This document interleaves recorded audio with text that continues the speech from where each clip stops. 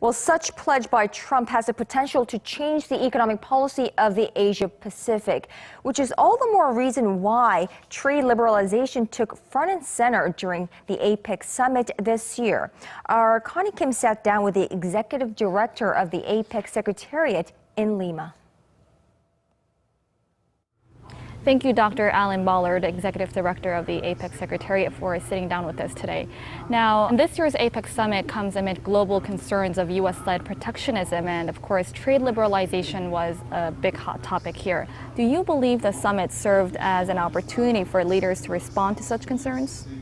Yes, around the room this time, there's been a common concern about some of the news coming through from Europe and the United States. Could we be seeing a slowdown in globalization? Could we be seeing a start-up in trade protection? And all the leaders said they did not want to see that. Whatever the mechanisms, we want to see trade and investment liberalisation going forward because it's brought a lot of good to the whole region and that can continue. So they were all swapping ideas about how to do that, and generally speaking I think they agreed that we do need some slightly different policies, and we do need to talk about them a lot better than we have in the past. So U.S. scrapped its efforts to push for the TPP deal with Trump being elected for the new U.S. president, and the focus shifted to the China-led free trade agreement. How do you think this is going to change the whole economic policy in the region?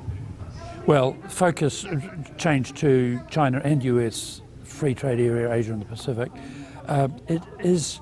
It does have the potential to change things. It's understood that we won't actually know what US economic policy is going to look like for some time with the new administration. We're just going to have to be prepared to wait to see how clear that is. There's a general hope that that will still be understanding the benefits that are there and the future benefits that should be there from new globalization, but knowing that we have to explain those better.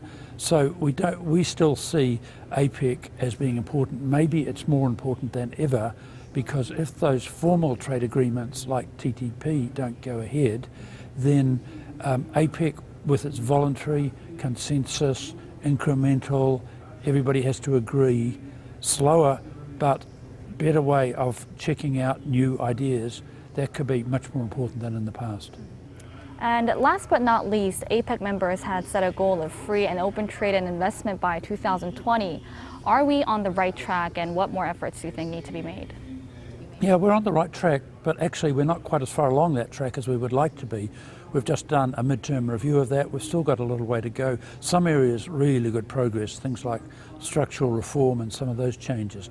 But tariffs in agriculture are still very high, and actually slowdown and reduction in tariffs in some other areas as well. So we still have got a long way to go, but some of the new stuff, the new globalization, is on things like services. So it's not so much tariffs and borders and customs. It's about things like telecommunications, data movements, electronic commerce, and that takes us into a slightly different area, but a pretty interesting one, which is growing hugely. Thank you very much, Dr. Bollard, for sitting down with us today, and we hope to see you next year in Vietnam. Thank you.